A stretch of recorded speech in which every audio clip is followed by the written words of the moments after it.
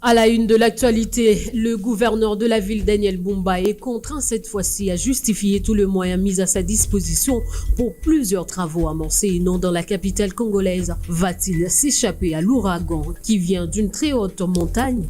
En tout cas, on ne sait pas encore. Mais pour le professeur Florimond Mouteba, le patron de la territoriale n'a pas qualité pour ordonner le contrôle financier public à un gouverneur. Alors que la décision a été prise à Paris pendant la conférence sur la paix dans la région de Grand Lac, la réouverture de l'aéroport de Goma est au centre de plusieurs discussions. Kinshasa, via sa patronne de la diplomatie, appelle à la redevabilité des acteurs du conflit. Pour Kigali, croire qu'on va ouvrir un aéroport sans impliquer les autorités qui détiennent cet aéroport, c'est un non-sens. En Guinée-Bissau, 3 jours après les élections présidentielles et législatives, 2 militaires ont annoncé avoir pris le contrôle du pays et suspendu le processus électoral. Le président Umaro Sissoko Embaló affirme avoir été arrêté au palais présidentiel. Actuellement, toutes les frontières sont fermées et Sissoko se trouve à l'état-major. Voilà tout pour le titre. Mesdames, Messieurs, bienvenue à ce journal.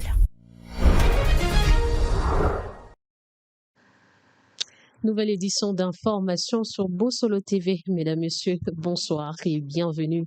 On ouvre ce journal par cette actualité. Le tribunal militaire de garnison de Kinshasa-Gombe, siégeant chambre foraine au camp Lufungula, dans le procès qui oppose le ministère public et une prétendue bande de criminels avec Honorine Porsche, sujet allemande à sa tête, a condamné ce mercredi 26 novembre cette dernière à 10 ans de servitude pénale avec une amende de 300 millions de francs congolais pour vol armé et terrorisme. Le tribunal a également acquitté tout le provenu assimilé à ces braquages. Le ministère public avait requis une peine à perpétuité outre la peine principale. Honorine Porsche est placée sous détention immédiate, un acte salué par la partie civile qui s'est dit satisfaite du verdict rendu par le tribunal.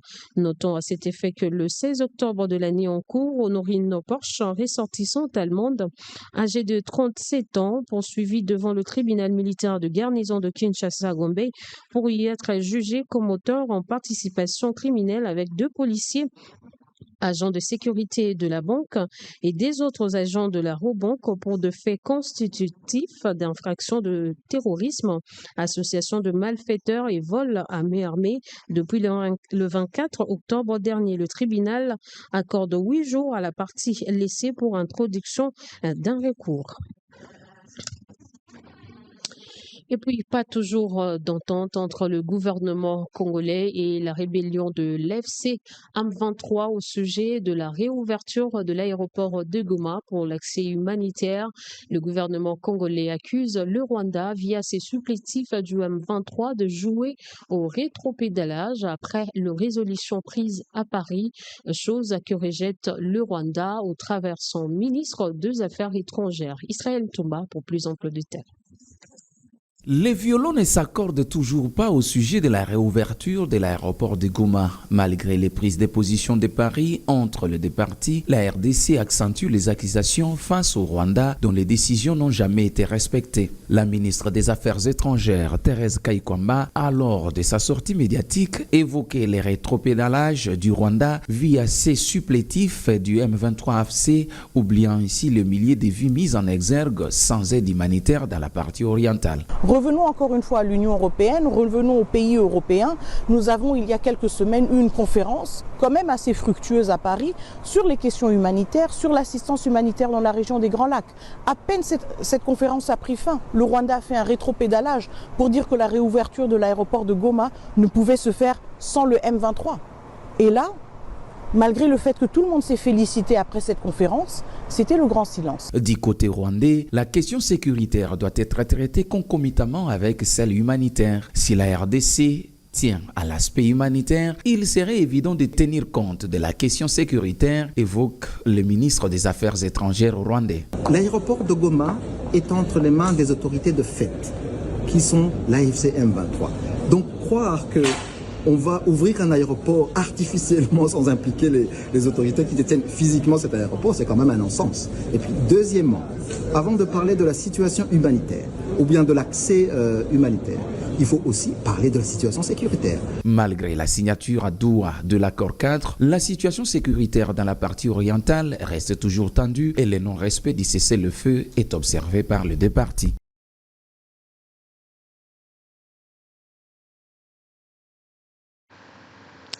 À Doha, le gouvernement congolais et le mouvement M23FC poursuivent des discussions censées mettre fin au conflit qui ravage l'Est de la RDC. Malgré un accord cadre déjà amorcé et des engagements à annoncer, le combat persiste sur le terrain, nourrissant le doute sur la volonté réelle de parties d'instaurer une paix durable. Élément de réponse dans cette réflexion de la rédaction. À Doha, au Qatar, le gouvernement congolais et le mouvement AFC/M23 que Kinshasa accuse d'être soutenu par le Rwanda se disent déterminés à tourner la page d'un conflit qui bouleverse la vie des milliers de Congolais dans l'Est de la RDC. Depuis plusieurs semaines, les deux délégations avancent vers ce qui pourrait devenir un accord global de paix. Après un accord des principes, les négociateurs ont signé un accord cadre articulé autour de 8 protocoles. Pour l'instant, seuls 2 d'entre eux ont été conclus en attendant la finalisation des 6 restants. Ces processus doivent aboutir à un document final qui intégrerait également d'autres engagements, notamment celui signé à Washington sur l'intégration économique entre la RDC et le Rwanda. Sur le papier, les deux camps se sont engagés à un cessez-le-feu.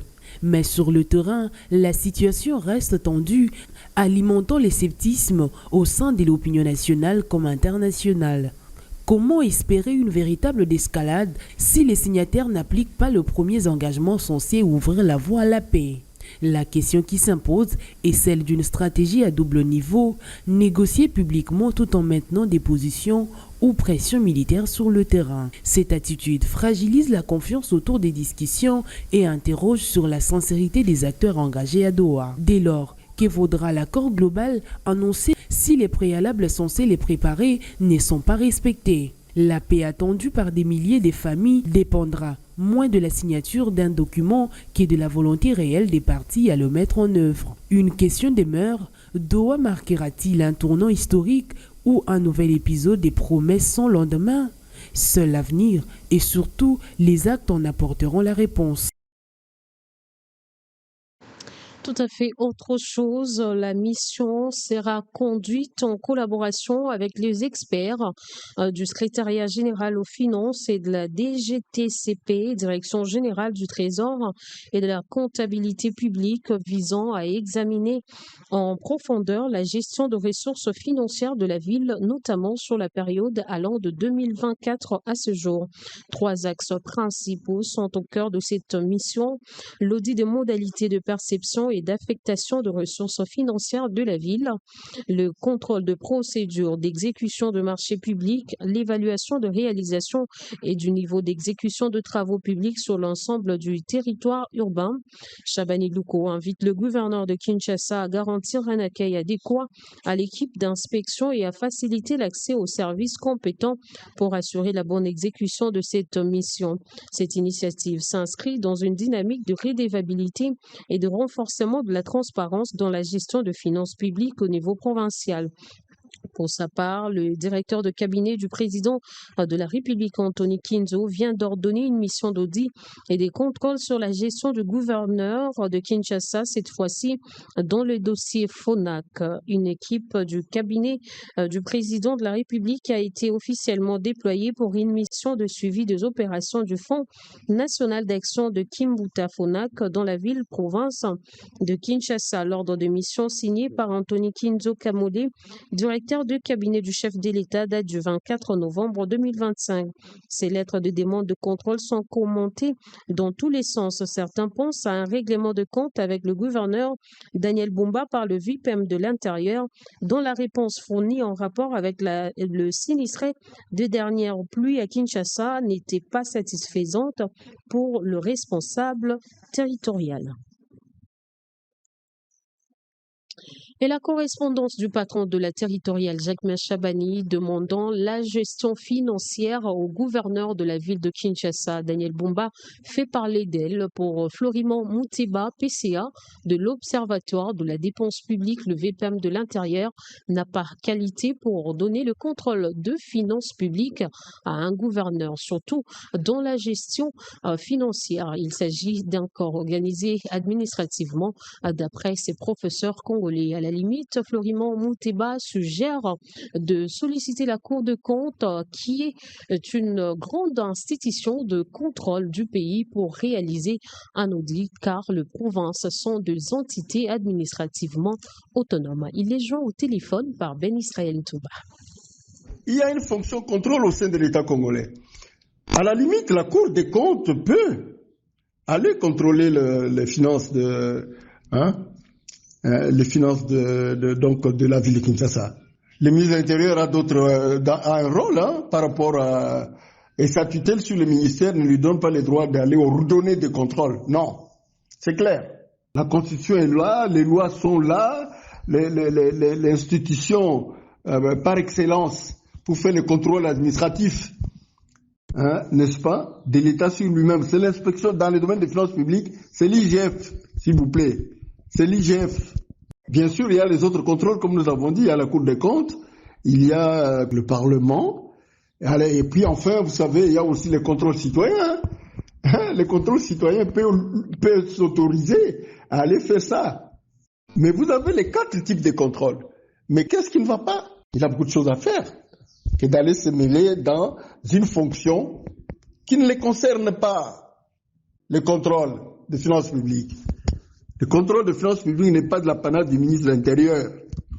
Je le dis ici, solennellement. C'est pas son apanage. C'est une erreur administrative. En dehors de ce contrôle juridictionnel, la Cour des comptes peut faire des audits. Elle fait aussi des audits. Et c'est l'institution supérieure, c'est la grande institution supérieure des contrôles de notre pays. Donc, pourquoi pas on peut saisir la Cour des comptes pour dire, bon, allez faire, on va faire un audit là-bas. Mais tout ça est organisé. Et les députés nationaux ont déclaré recevable mardi 25 novembre 2025 le 3 propositions de loi portant un nouveau code de la route, création et organisation de la profession d'huissier de justice et des créations congolais telles que modifiées et complétées à ce jour. Reportage. Conduit par le président de l'Assemblée nationale, Aimé Boji-Sanghara, accompagné des autres membres du bureau, la plénière de ce mardi 25 novembre 2025 avait 3 matières à l'ordre du jour, à savoir la proposition de loi modifiant et complétant le décret du 30 janvier 1940 portant code pénal congolais tel que modifié et complété à ce jour, porté par les députés nationaux Passisa Pamba Bouka Jean-Pierre. Dans son exposé des motifs, l'initiateur de la proposition de loi a, dans sa prise de parole, démontré aux élus du peuple comment la corruption s'élève à nos jours comme l'une des causes de la pauvreté et du sous-développement, en ce qu'elle prive d'importantes couches de la population de leurs moyens de survie.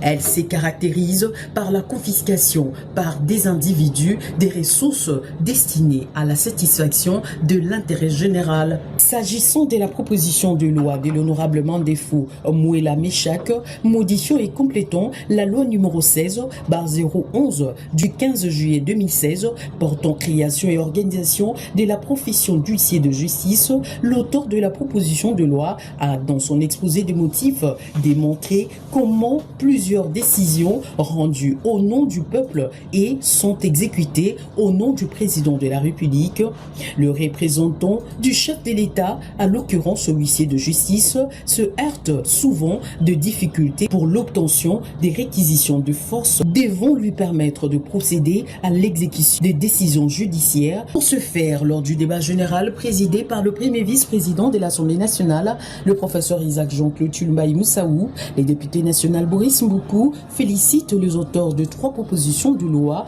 pour le travail abattu, tout en suggérant pour la proposition de loi de l'honorable Passisa Pamba le remplacement du terme servitude pénale par emprisonnement.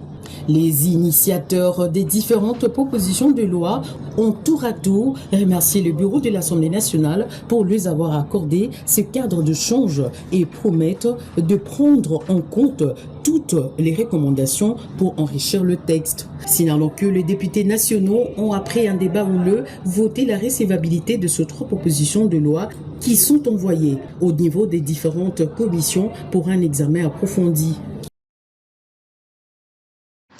Et dans une correspondance adressée aux églises, le ministre provincial de la jeunesse de Kinshasa, Boba Misso, a demandé aux hommes de Dieu d'aider le gouvernement provincial dans la lutte contre la dépravation de mœurs. Ce message a été bien reçu par certains responsables d'églises de la ville de Kinshasa qui appellent la jeunesse à s'approprier cette initiative et à promouvoir un modèle chrétien. Le propos du pasteur Emmanuel Kaba sont recueillis pour vous par Ben Israël Toumba et Prince Goy. Une grande responsabilité pour l'Église, d'abord l'Église du Congo. Je suis très flatté d'entendre que le ministre tend la main à l'Église. Il comprend l'importance de l'Église dans cette nation et nous voulons bien faire ce travail.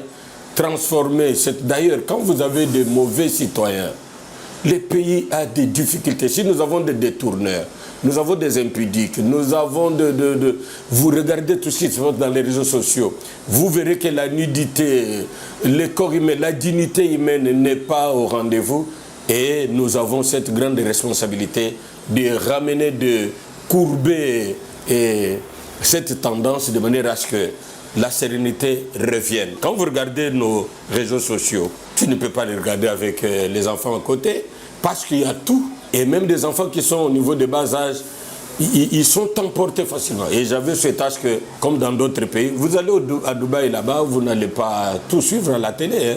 Là-bas, au niveau de la Chine, à partir de 19-20 heures, l'Internet des enfants coupe directement. C'est pour épargner. Donc vous sentez que partout à travers le monde, les gens ont le souci de garder les mœurs. Les gens ont le souci de garder l'éducation. Et chez nous, et je suis heureux que cette responsabilité soit remise à l'Église. Et là, nous devons regarder aussi à partir de l'Église qui sont les modèles, qui se sont distingués en matière d'exemplarité et pour communiquer et transformer notre société, puisque l'État a besoin de bons citoyens pour le développement de ce pays. Donc nous-mêmes, nous devons être modèles du troupeau, de manière à ce que nous puissions transcender, transmettre ce modèle auprès de la population qui vit à côté de nous. Et puis dans un autre chapitre constituant un cadre de collaboration, de partage d'expertise et d'action destiné à soutenir l'efficacité des entreprises publiques et à consolider la confiance entre l'État, ses partenaires et les citoyens, le réseau de femmes mandataires publiques a officiellement lancé leur sortie le week-end dernier après sa rencontre avec la ministre du portefeuille, Madame Julie Mbouichikou, dans son cabinet de travail. Reportage. Sous le haut patronage de son Excellence, Madame Julie Chikou, ministre du Portefeuille, s'est tenue ce lundi 24 novembre 2025 au Hilton Hotel de Kinshasa le lancement officiel du réseau des femmes mandataires publiques, un cadre inédit dédié à la promotion du leadership féminin dans la gouvernance de l'État. Chers mandataires publics, la fonction que vous occupez n'est pas seulement une fonction de représentation ou de gestion. Elle est avant tout une responsabilité juridique, encadrée par les articles 457, 480 et 487 de l'acte uniforme de l'OHADA, qui définissent vos attributions en tant que membre des organes d'administration, de direction et de contrôle. À cette occasion, la ministre du Portefeuille a rappelé que les femmes jouent un rôle essentiel dans la modernisation de l'État, la transparence, la bonne gouvernance et la performance des entreprises publiques. Le lancement du réseau des femmes mandataires publiques marque aujourd'hui une avancée importante pour notre architecture institutionnelle. Ce réseau n'est pas seulement un cadre de rencontre, il doit devenir un véritable outil stratégique au service de la modernisation du portefeuille de l'État. La création du RFMP marque une étape décisive, un espace de collaboration, un réseau de compétences, un véritable levier de transformation pour renforcer la qualité de la gestion publique et la confiance entre l'État, ses partenaires et les citoyens. Chères femmes, Touri, dans le territoire de Djougou, une lueur d'espoir est née, inaccessible depuis plus de 7 ans à cause de l'insécurité. La route Nizi-Bakombe devient accessible et praticable. Ce résultat est le fruit d'un travail acharné que mènent les forces armées sous le commandement du gouverneur militaire de l'Ituri, le lieutenant-général Luboyaka Chamadjoni. Eric Asmoissi pour le détail. Longtemps coupée du reste du territoire, la route reliant l'agglomération de Nizi en chefferie de Mambisa à Bakombe, dans le secteur de Walendu-Djatsi, est aujourd'hui réouverte. C'est après la décomposition de la milice CRP Zahir de Thomas Lubanga par les forces armées dans la zone, ainsi que la sensibilisation communautaire à la cohabitation pacifique. Ces retours à la circulation sur cet axe vital illustrent les efforts de la restauration de l'autorité de l'État imposée par les forces régulières sous la houlette du commandant des opérations et gouverneur militaire de l'Ituri, le lieutenant-général Luboyaka Chamadjoni. La sécurité et les routes accessibles riment ensemble avec, comme conséquence, les échanges communautaires, favorisant ainsi la reprise de la cohabitation pacifique entre les communautés Lendu et Hema.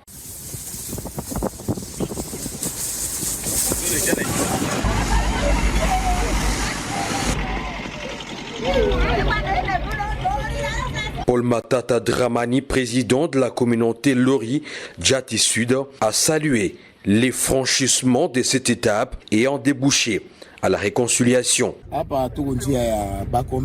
Ici, nous sommes sur la route Bakombe, secteur de Walendu-Djatsi, dans le groupement Dzna, qui vient dans le village Bakombe, qui relie directement Mambisa à travers le groupement Taratibo avec le groupement Dzna.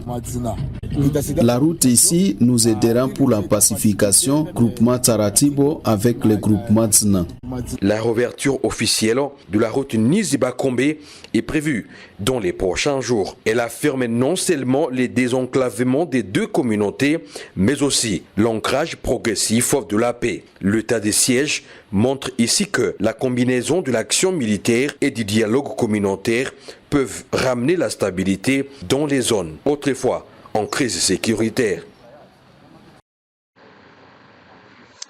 Et dans la ville de Mbujima et au Kasaï oriental, l'accès à l'eau potable devient un véritable casse-tête. Depuis plus d'une semaine, plusieurs quartiers sont privés d'eau au robinet, une situation qui touche particulièrement les communes de Djoulou, Kanchi et Bipemba. Contacté à cet effet, le député provincial Hilaire Tendai précise que cette situation est causée par une panne électrique de la SNEL. Celle-ci n'arrive pas à fournir l'énergie électrique nécessaire à la régie des eaux. Pour le du peuple, des initiatives sont en cours afin de mobiliser l'exécutif pour trouver des solutions concrètes dans le meilleur délai.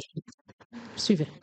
Il y avait des pannes techniques au niveau de la SNEL et ces pannes sont en train d'être réglées selon le ministre provincial du plan qui est aussi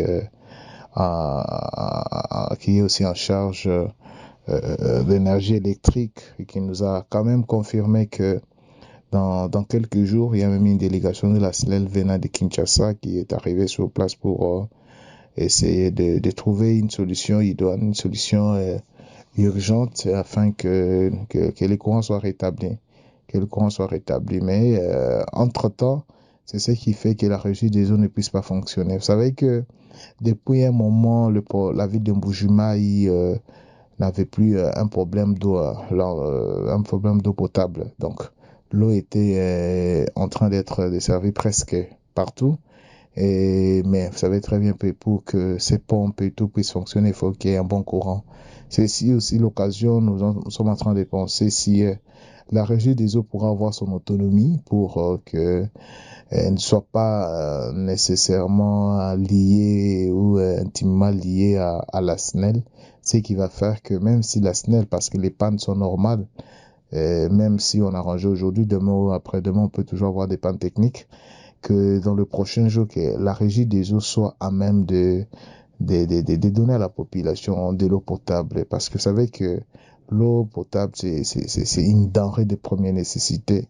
On peut accepter encore de vivre dans le noir, mais il est difficile de vivre sans l'eau parce que ça va se passer comment, c'est impossible. Et en tant que représentants du peuple, nous bousculons aussi l'exécutif, nous appelons par-ci par-là, nous appelons la SNEL, nous appelons la Régie des eaux pour que des solutions soient trouvées dans un meilleur délai. Et pour votre information, avec tout ce que le chef de l'État a fait comme projet au Kasaï oriental, et c'est qu'avec le partenaire de notre pays qui ont pris à bras le corps le problème d'eau, dans les jours à venir, on ne parlera plus d'un problème d'eau à Mbuji-Mayi.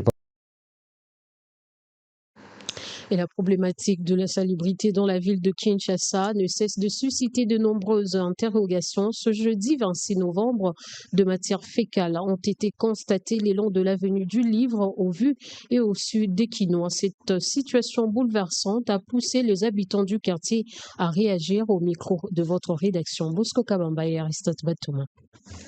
Ces actes se produisent souvent lorsqu'il pleut à Kinshasa. Ces images sont inacceptables et sont visibles dans la commune de La Gombe, sur l'avenue du Livre. Alors qu'une pluie s'abattait sur la capitale ce mercredi, on a pu voir les eaux usées provenant d'une fosse septique de l'hôtel Résidence Marika couler sur la voie publique, sans que le responsable de cet édifice ne soit inquiété. Tout semble normal et la population s'habitue. Exposés à toutes sortes de maladies, les habitants du quartier fustige avec la dernière énergie ce type de comportement de la part de responsables de cet hôtel.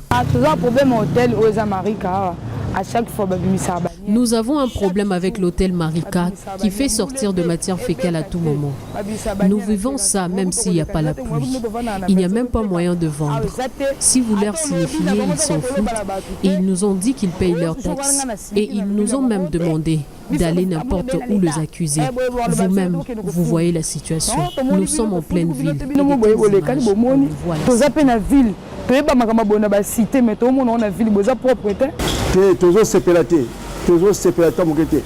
Nous ne sommes pas contents de voir des matières fécales et ça commence à créer des conflits. Visiblement, le raccordement des tuyaux a été réalisé grâce à un arrangement avec l'entreprise qui a exécuté les travaux sur l'avenue du Livre. Il est donc important que les autorités de la ville de Kinshasa s'y penchent pour décourager ce comportement qui met en péril la santé de milliers de Congolais. Chaque 26 novembre, la journée mondiale de la déficience en fer rappelle qu'un trouble nutritionnel très répandu continue de passer sous le radar malgré ses effets visibles sur la santé. Gradim Ponch. Fatigue persistante, essoufflement, difficulté à se concentrer. Des signaux que beaucoup ignorent au quotidien, mais qui peuvent relever l'un des troubles nutritionnels le plus fréquents, la carence en fer. Cette affection, pourtant simple à prévenir et à traiter, reste encore méconnue du grand public. La journée mondiale de la déficience en fer, célébrée chaque 26 novembre, entend briser ce silence. Pour le docteur Délicieux Nsimba, il est urgent de reconnaître l'importance de ces symptômes. Un manque d'énergie inhabituel ou une baisse de concentration devrait suffire à consulter, alerte-t-il, rappelant que le fer joue un rôle essentiel dans l'oxygénation du corps et de fonctionnement du cerveau. Le fer est un élément incontournable qui participe à la fabrication de la protéine qu'on appelle l'hémoglobine. L'hémoglobine joue le rôle de transporter l'oxygène dans les tissus. Alors, lorsqu'une personne a une déficience à fer, ça veut dire l'hémoglobine aura une difficulté à se former. Donc, cette personne-là aura des difficultés d'avoir une grande quantité de l'oxygène dans les tissus. Mais cependant, les éléments qui contiennent beaucoup de fer, ce sont en l'occurrence les viandes rouges, le foie et aussi des grains secs comme les haricots, tout ça. Certains légumes, quoique ce n'est pas vraiment une quantité élevée comme le fait des maniocs. Cette journée vise également à mieux informer sur les causes de la carence qui ne dépend pas uniquement de l'alimentation, mais aussi de l'absorption du fer par l'organisme ou de certains besoins accrus à des périodes sensibles de la vie. En RDC, les femmes enceintes et les enfants figurent parmi les groupes les plus exposés, faute d'un suivi nutritionnel adapté et d'une consommation suffisante d'aliments riches en fer. Mais à ce qui concerne le fer, le bébé au sein de sa maman récupère le fer d'une manière active. Qu'est-ce que je veux dire par là? Si la maman peut-être a 50 vitamines, ok, elle profite de ces vitamines et elle donne le reste à l'enfant. Mais si la maman a 20 fers, si je peux dire, alors, et que l'enfant a besoin d'avoir le 20 fers, l'enfant va prendre tous les 20 fers et la maman n'aura rien. Voilà pourquoi vous allez... L'enjeu est clair. Sortir la carence en fer de l'ombre, en faire une priorité de santé publique et ne plus laisser ce mal invisible miner l'énergie et la productivité de millions de personnes.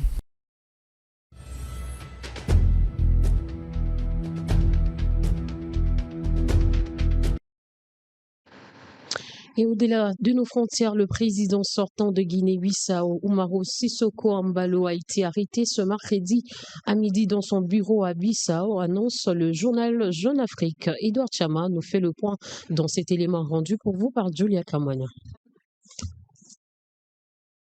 C'est désormais confirmé.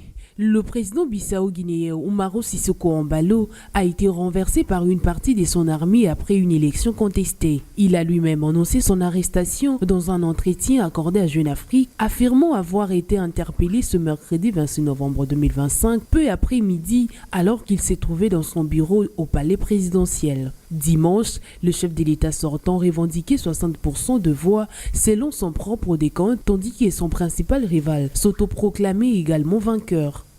La Guinée-Bissau s'est alors retrouvée plongée dans un bras de fer électoral, rapidement suivi d'une rupture brutale du rapport de force. Dans la foulée, plusieurs figures majeures de l'appareil sécuritaire ont été arrêtées. Le chef de l'état-major des armées, le général Biagé Nathan, son adjoint, le général Mamadou Touré, ainsi que les ministres de l'Intérieur Botché Kandé. Ces interpellations témoignent d'un effondrement accéléré du pouvoir en place et ouvrent une nouvelle période d'incertitude dans un pays déjà marqué par des instabilités militaires récurrentes. Âgé de 53 ans et au pouvoir depuis 2020, Embalo avait dissous les parlements en décembre 2023 après plusieurs tentatives de putsch. Depuis, il dirigeait le pays par ordonnance sous un état d'exception politique où manifestations et rassemblements étaient interdits. L'opposition dénonçait la prolongation de son mandat appuyée par une décision controversée de la Cour suprême.